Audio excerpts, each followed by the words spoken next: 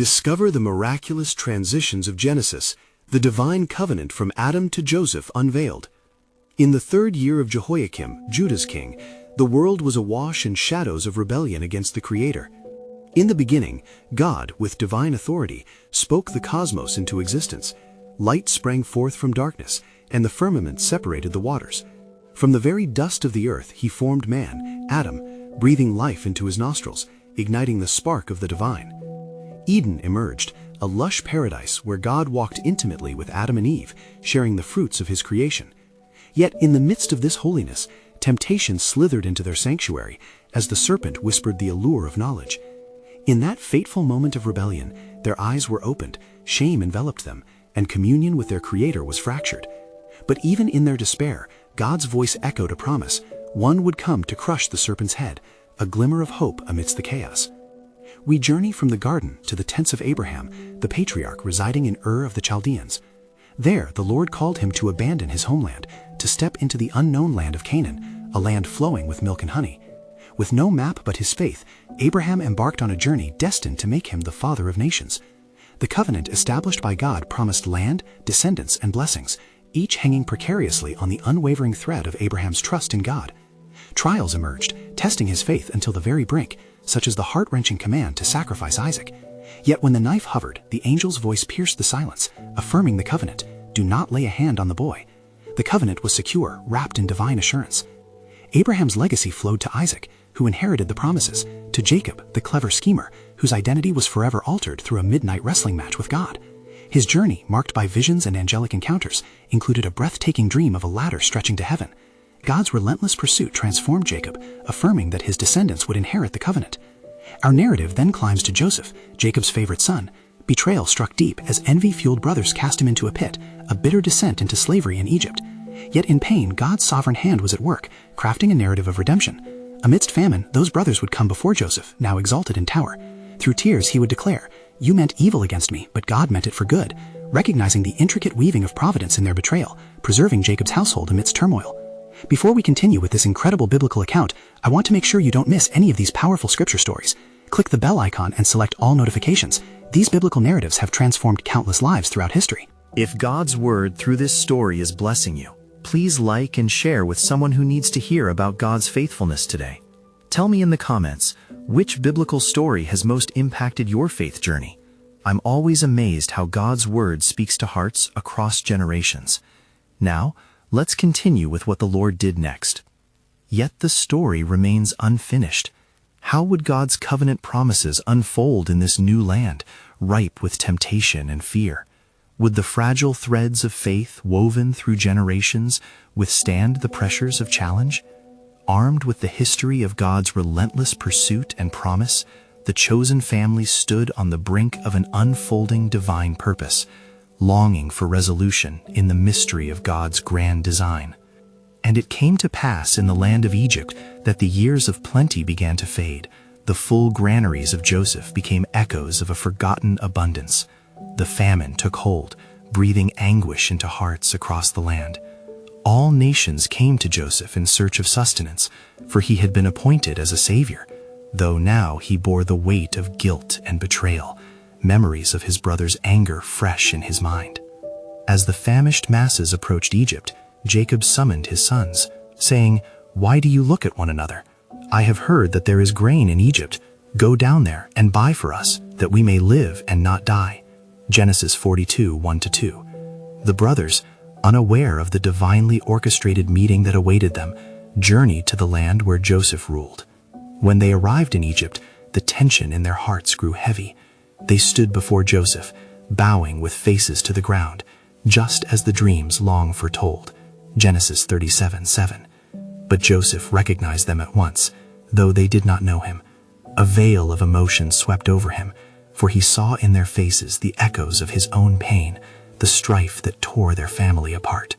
Filled with compassion and righteous indignation, Joseph spoke harshly to them, saying, "You are spies. You have come to see the nakedness of the land." At this they trembled, caught in the web of their past sins, remembering how they had wronged their brother. In their desperation they exclaimed, "We are all one man's sons. We are honest men. Your servants are not spies." Genesis 42:11. Joseph then devised a plan, allowing their own conscience to bear the weight of their actions. He confined them in prison for 3 days. On the third day, he revealed his true intent, saying, "Do this and live, for I fear God. If you are honest men, let one of your brothers be confined to your prison house, but you go and carry grain for the famine of your households." Genesis 42:18-19. They were aghast, realizing the hand of judgment had found them. As they began to repent among themselves, Joseph turned away to weep, swallowed by the waves of deep sorrow and longing for reconciliation. They were oblivious to his true identity, but they could not escape the divine threads of providence weaving through their lives.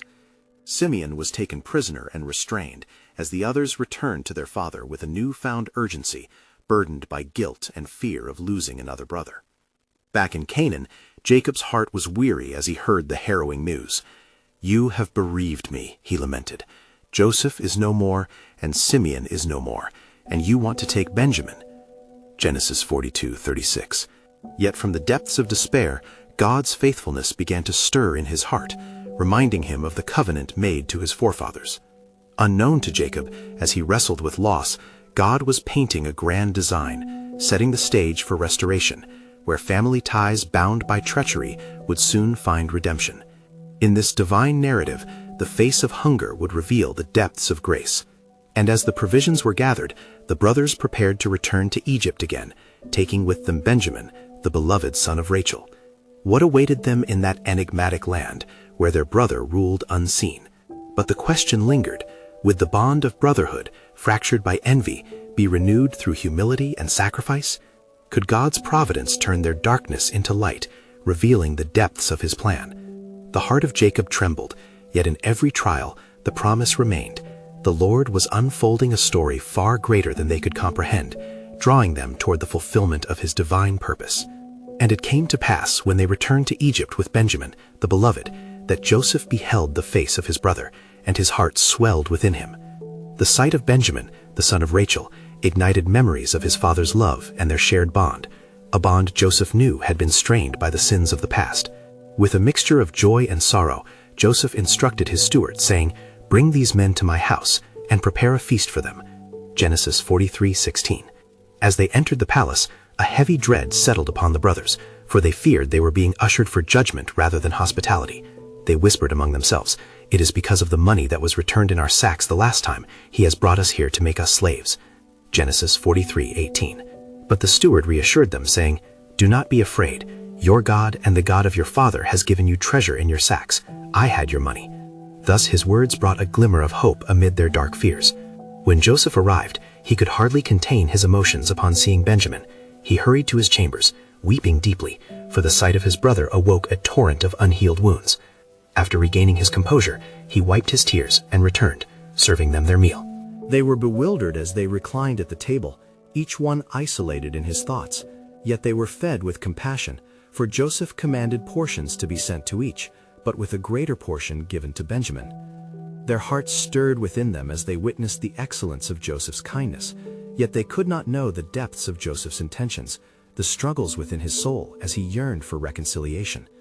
When they had eaten and were satisfied, Joseph commanded his steward to fill their sacks with grain, but also secretly placed his silver cup into Benjamin's sack as a test of loyalty.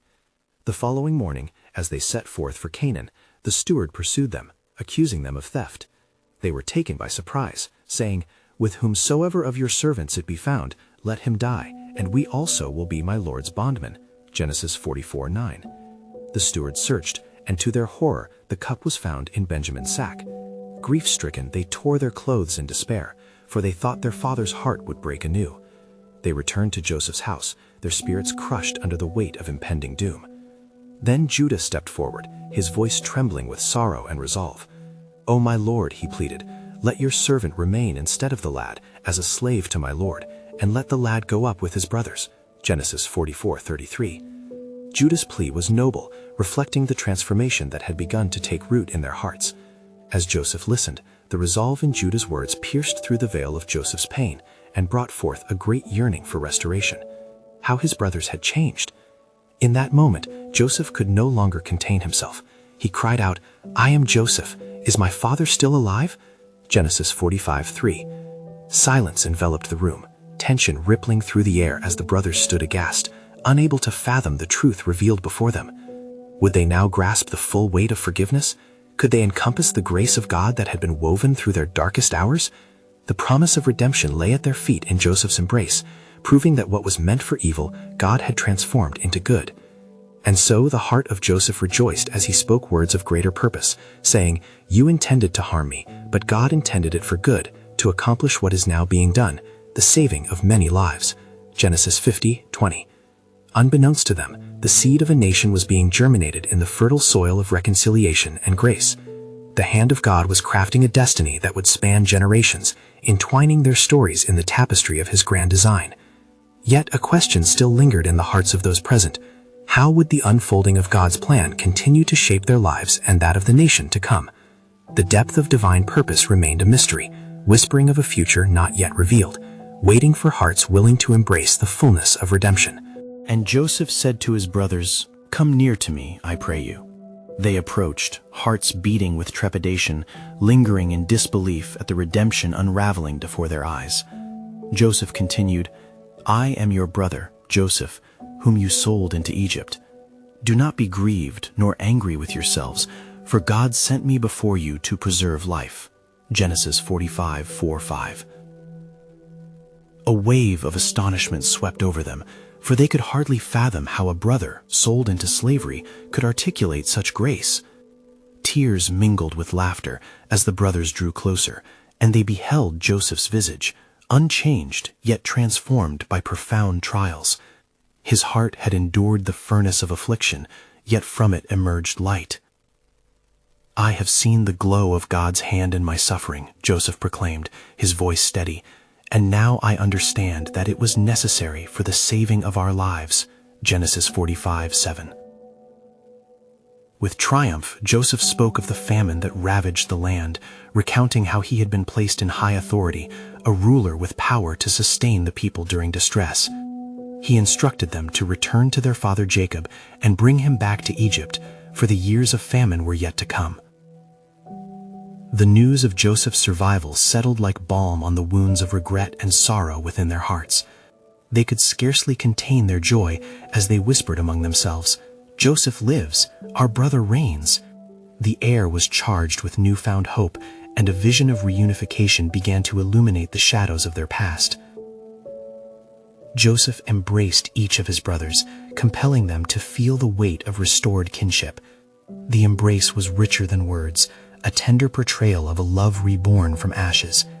In that holy moment, the air was thick with the presence of God, as forgiveness flowed abundantly, washing over the bitterness of betrayal. They returned to Canaan, laden with provisions, and the charge to bring their aged father. Jacob's heart faltered when he beheld the treasures from Egypt, the garments that Joseph had sent, and the tidings of his son's glory. With trembling hands and tears flowing, Jacob exclaimed, "It is enough. Joseph, my son, is yet alive." Genesis 45:28. As they journeyed back to Egypt, hearts were united anew in faith as Joseph awaited their return. The echoes of their past began to fade, washed in the waves of grace and the promise of a future filled with the presence of God. But as the family settled in Goshen, a whisper of tension lingered in the air. The memory of their past sins and their father's grief weighed on them, a reminder of the unfathomable mercy granted. How could they reconcile the depth of their betrayal with the heights of God's grace? Then Joseph's brothers gathered among themselves one evening and said, "What if Joseph bears a grudge against us and pays us back for all the wrongs we did to him?" Genesis 50:15. Fear gripped their hearts once more as they came before Joseph, bowing down in humility, ready to seek his forgiveness again. Joseph, recognizing their apprehension, responded gently, "Do not be afraid. Am I in the place of God? As for you, you meant evil against me, but God meant it for good." Genesis 50:19-20. Yet, as Joseph spoke these words, an unseen purpose stirred within the heavens, a divine orchestration unfolding beyond the understanding of men. The family of Jacob, chosen to carry the promises of God, was destined for greatness, though trials were yet to come. In that sacred space, the tapestry of history was interwoven with God's faithful threads, binding them not only by blood, but by the covenant that would echo through generations. And so they were left pondering what greater trials and redemptive acts awaited them, as the sovereign hand of God continued to reveal his eternal plan, a plan not yet fully unveiled, but rich with promise and profound mystery. As the days turned into weeks, the family of Jacob thrived in the land of Goshen. The flocks and herds multiplied, and their dwellings echoed with laughter that mingled with prayer. Yet amidst the flourishing provisions, time did not dull the pangs of guilt that resided within the hearts of Joseph's brothers. One evening, with the sun casting a golden hue over the fields, the brothers once again gathered to discuss the weight that burdened their souls. "What shall we do when our father is no longer with us?" they pondered aloud. "Will Joseph still show us kindness, or will he turn his heart against us now that Jacob is not here to sway him?" They resolved to approach Joseph together, seeking his mercy once more.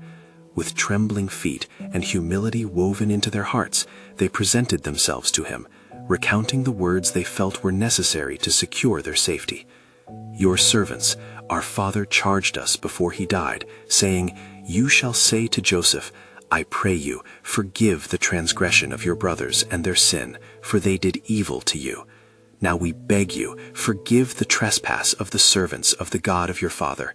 Genesis 50:16-17. Joseph's eyes were filled with tears upon hearing their plea. The brothers could see the depth of his heart mirrored in his gaze, and they fell before him, trembling once again. "Fear not," he comforted them, "for am I in the place of God?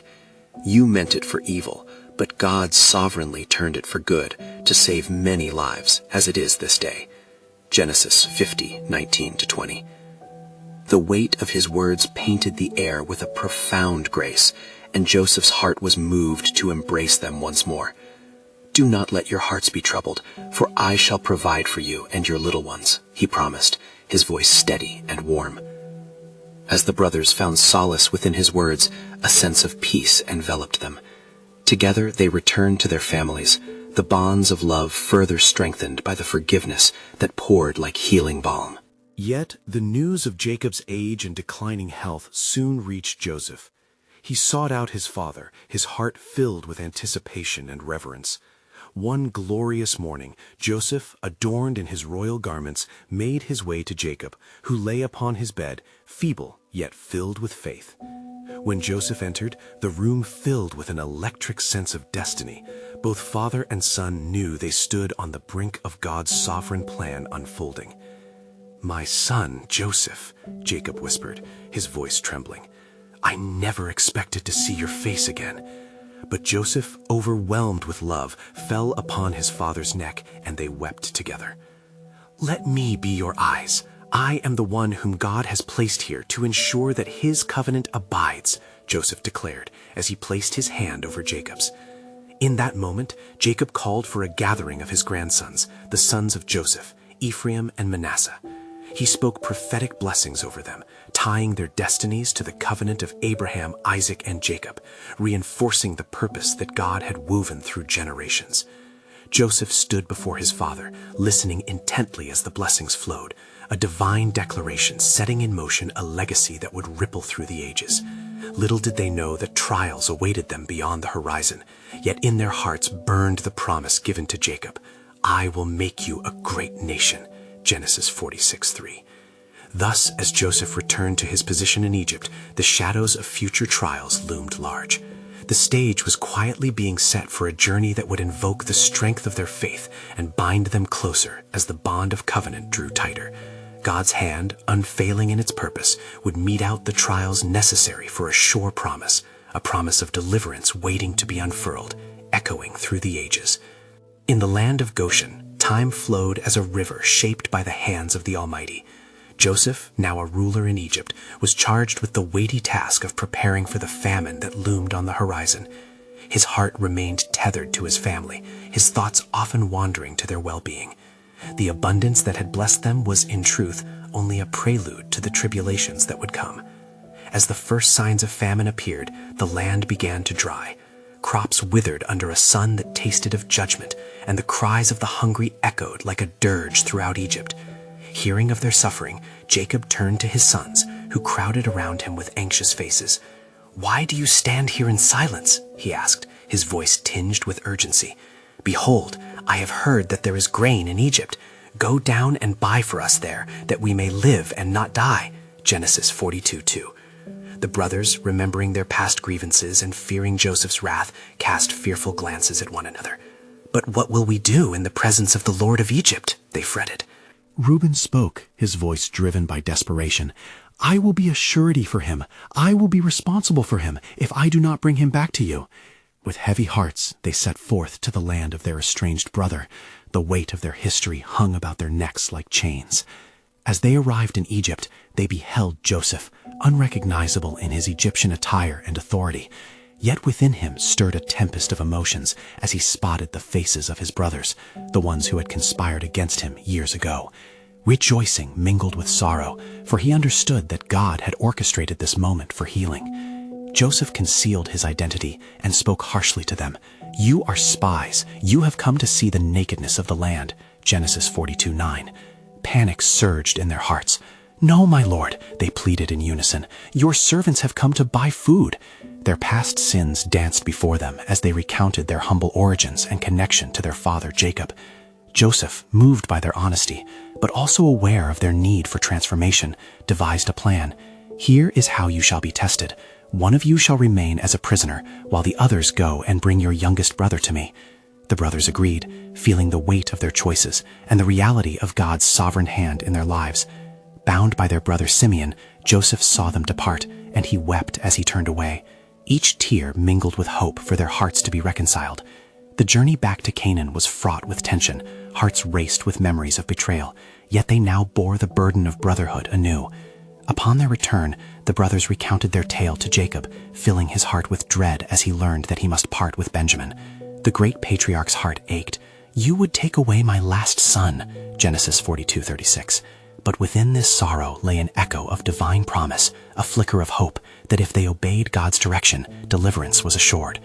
The days passed like shadows, and hunger clawed at their bellies, until Jacob at last relented.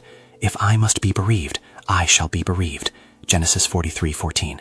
Thus the brothers returned to Joseph with Benjamin, unknowingly advancing the intricate, sovereign plan of God, which was still being written.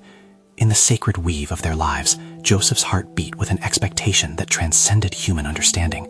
Through each encounter, each trial, God was preparing a way for them, a way to forgiveness, unity, and ultimately deliverance. Little did they know, the road would lead them directly into the heart of God's covenant promise, a promise that transcended history and touched all nations. What would arise from the next twist in their tale as the weight of destiny pressed upon them? The answer lay shrouded in the mystery of God's redemptive plan, waiting to be unveiled. When the brothers arrived once more in Egypt, the sun set low on the horizon, casting long shadows over the palace of Joseph, the ruler of the land. Anxiety mingled with hope in their hearts as they clutched their precious cargo of grain, remnants of their fear pressing heavily upon them like an anchor. With Benjamin by their side, they stepped forward, trembling yet determined, toward the nobleman who had made them face their past. Joseph's eyes quickened at the sight of his youngest brother. The likeness to their father stole his breath, awakening waves of love and memories buried deep beneath years of pain. It was then he commanded his steward, "Bring them to my house and prepare a feast, for they shall dine with me." Genesis 43:16. Joy clashed with the tormenting echoes of betrayal in his soul, and yet he sensed in this gathering a divine orchestration that loomed over them all. The brothers were filled with trepidation as they entered the house, whispering among themselves about the fate that awaited them. They feared the wrath of the Egyptian lord, thinking they were to be punished for their previous acts. "What is this that God has done to us?" they murmured, weighed down by the anguish of their guilt. Genesis 43:18. Their hearts echoed with the burdens of their past misdeeds. But Joseph approached them with a countenance not of anger, but of a stirring compassion. He inquired, "Is your father well, the old man of whom you spoke? Is he yet alive?" Genesis 43:27. At this, tears of joy brimmed in Joseph's eyes as he absorbed their responses, feeling the gravity of their family's plight and the resilience of their lineage. They spoke of their father, an aged man now, his heart tethered to his children with love that could not be severed. After a hearty meal, Joseph prepared to unveil his true identity to them, but first he placed a challenge before them. As the brothers were about to depart, he instructed his steward to fill his sacks and to conceal his silver cup within Benjamin's grain. Thus it was that they journeyed forth, their burdens full, yet their hearts still caught in the web of fear and uncertainty. Yet as they traveled, Joseph's steward overtook them, bearing the accusation that they had stolen the cup of the Lord. The cry of desperation rang through the air as they protested their innocence. "What shall we say to my Lord?" Genesis 44:16. Each brother, reflecting the sorrow of Jacob, believed they were condemned, unaware of the sovereign designs at work in the unfolding drama. When they arrived back at Joseph's palace, trembling and contrite, they fell before him, prepared to accept their fate. But Joseph, recognizing the growth in their hearts since their first encounter, spoke with a voice of authority and grace. "I am Joseph. Is my father yet alive?"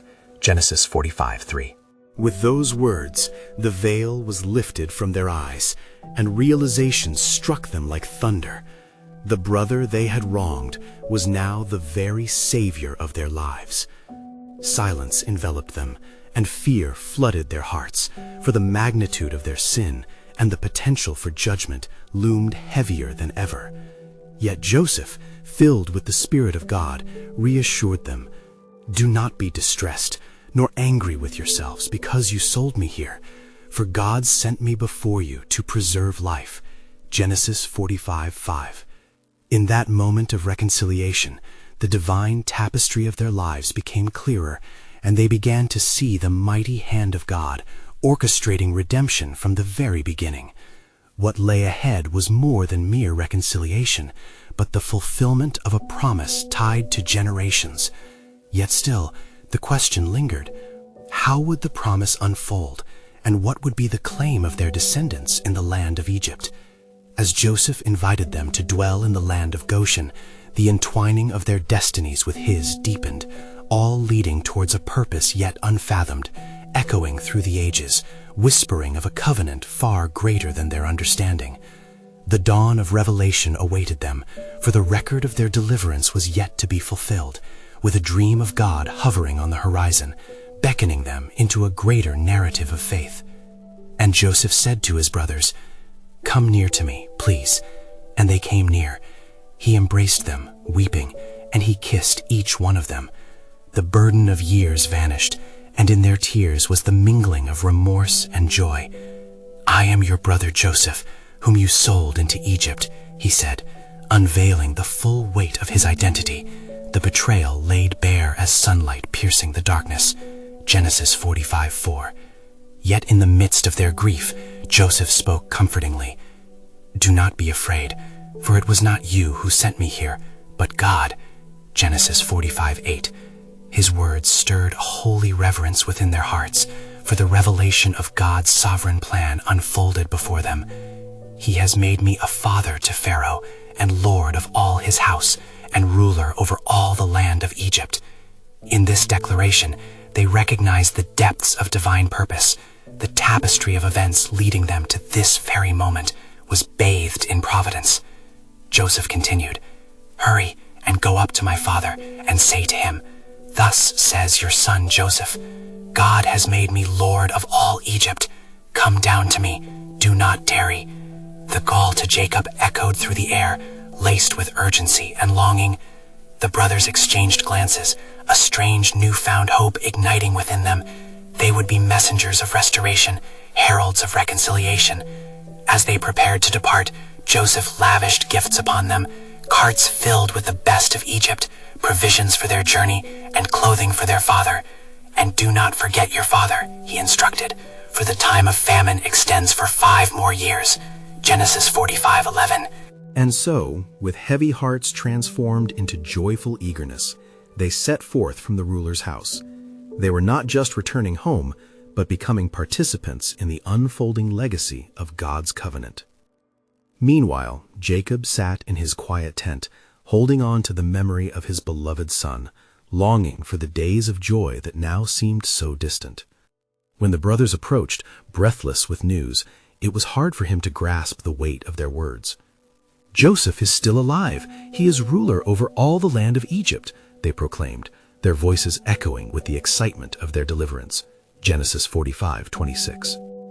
At first, joy was overshadowed by disbelief. His heart stirred within him, and he could not bring himself to fully embrace the miraculous until he saw the reality of their words. When Joseph's gifts reached him, the wagons and provisions, the truth gripped him, and he exclaimed, "It is enough. Joseph, my son, is still alive." Genesis 45:28. Then Jacob gathered his sons close, rejoicing in the grace that had crossed the chasm of despair. And it came to pass, as they prepared to descend into Egypt, that God spoke to Jacob in visions of the night. "Jacob, Jacob," the voice called, and he answered, "Here I am." Genesis 46:2. God said, "I am God, the God of your father. Do not be afraid to go down to Egypt, for there I will make you into a great nation." Genesis 46:3. The promise echoed through the ages, a reassurance of covenantal faithfulness amidst trials. Thus, with hearts full of hope and faith renewed, Jacob and his household journeyed to a land unknown, yet promised.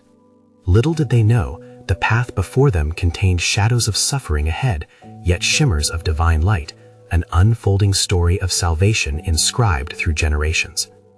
God's sovereign plan was knitting them into a future greater than their understanding, a future that would echo in the annals of time. As the wagons rolled toward the horizon, the question remained, what would the legacy of this divine reunion bring forth in the unfolding history of God's chosen people? For even in their wonder, a greater journey, filled with trials and triumphs, awaited them, echoing forth the assurance of his covenant promise yet to be fully revealed. And so it was, as Jacob journeyed with his sons and their families toward Egypt, a great multitude took shape, men, women, children, and livestock, bound together by blood and the providence of God. The air was heavy with anticipation, as if heaven and earth had paused to witness the unfolding of his promise. As they approached the borders of Egypt, the vision of Joseph's countenance loomed before Jacob's heart. He remembered the dreams of his youth and the shimmering robe stained with blood. He recalled the anguish felt when he believed his beloved child was lost to the shadows. Yet now, deliverance was near. "When will I behold his face again?" Jacob pondered deeply.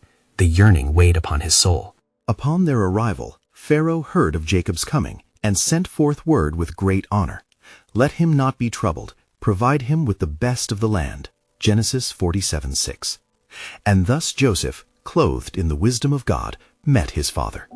The embrace was one of profound love, each tear like a precious pearl, speaking of years lost and joy regained. "Is this my son? Is this the miracle I had longed for?" Jacob marveled, overwhelmed by the grace that had delivered him from despair. "Now let me die," Jacob breathed, "since I have seen your face and know that you are still alive." Genesis 46:30. Joseph, with eyes glistening like twin moons, spoke tenderly, "You shall dwell in the land of Goshen, a place where your flocks and children may thrive, for surely God has favored this reunion." The promise of prosperity among the blessings of the Egyptians softened the heart of Jacob, who saw before him not just his son, but a future entwined with God's purpose.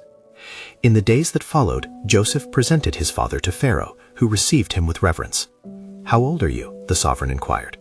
Jacob replied, "The days of my years are 130.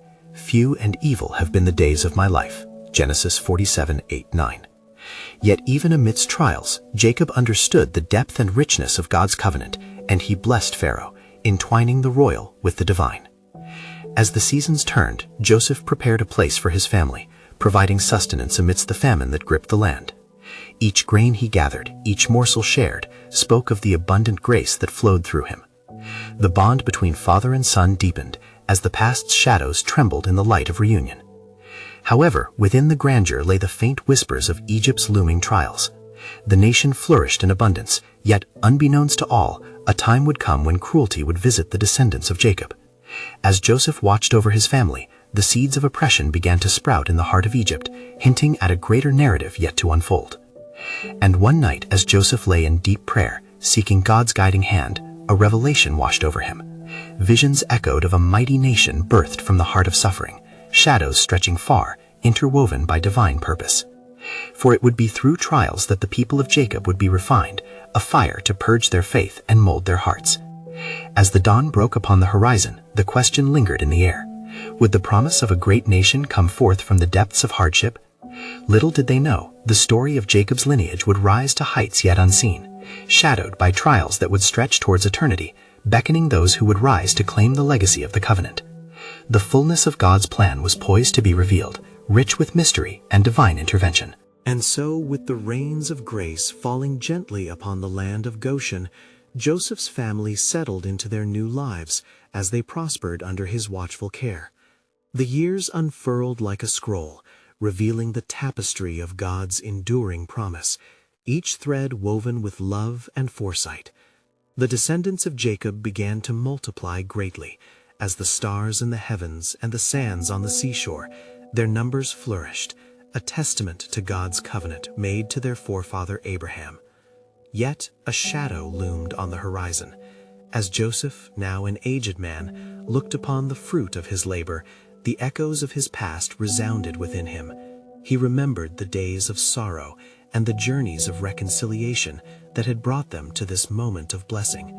But that blessing would soon be entwined with the trials of the heart, for the hand of oppression began to rise in Egypt like a storm cloud on the horizon.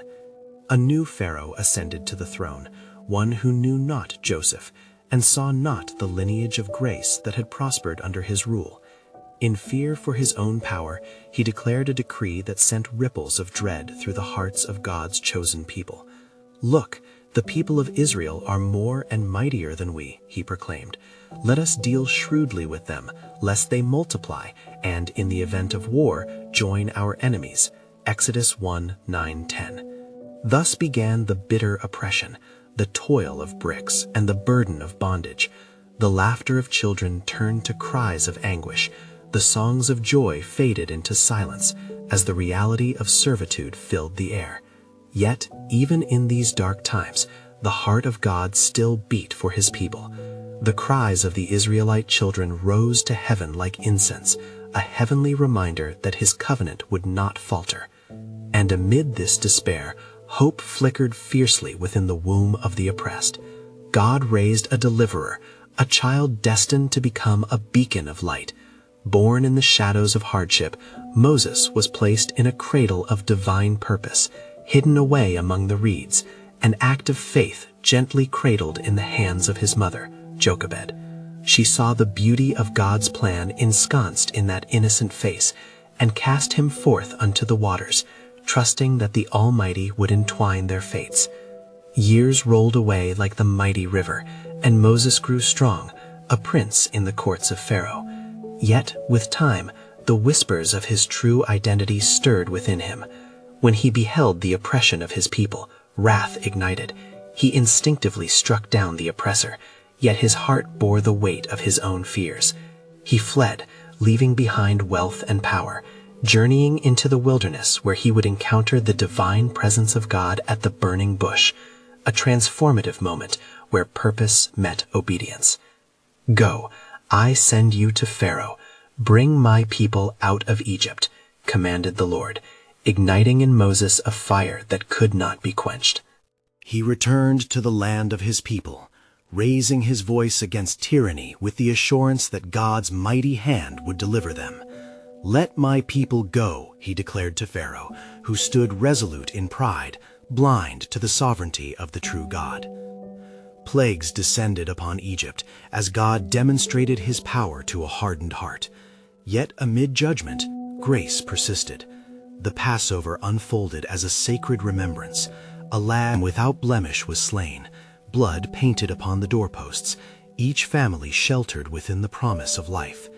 It became a foundation stone for generations, a prelude to the ultimate sacrifice that would one day come.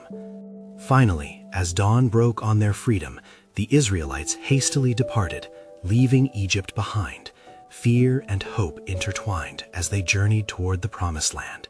With a parted sea before them and the chorus of the liberated echoing through the air, Moses led them, as the incarnate fulfillment of God's promise flowed forth in divine glory. And in the wilderness along their journey, God etched his law upon their hearts, forming a people consecrated by his Spirit, molded into a covenant community destined to carry his name. Though their path was fraught with trials, he would remain faithful, guiding them with a cloud by day and a fire by night, affirming that redemption is born amidst struggle, and divine purpose births hope anew. Thus, the story that began with Adam's transgression, traveled through Abraham's faith, and flourished in Joseph's forgiveness, culminated in the Exodus, a true testament to the unfailing love of God and his relentless pursuit of his chosen people. Let all who read this embrace the truth that God's promises endure through trials and darkness. Let hearts be ignited with faith to trust in his sovereign plan, born not of our understanding, but of his perfect will, whose tapestry we are woven into for his glory. Now, as you stand on the precipice of your own story, do not hesitate. Subscribe immediately to this channel to embark upon the next powerful biblical journey that will inspire your faith. Leave a like now to join in the mission of spreading God's word and illuminating lives through the algorithm. Comment below your reflections and the reverberations of faith that stir within you due to this narrative. And lastly, share instantly this video with at least 5 friends who are waiting to hear God's truth, for this is the moment to help spread biblical truth across hearts hungry for hope. Don't wait even one more second. The call of the Lord beckons you to be part of this great work.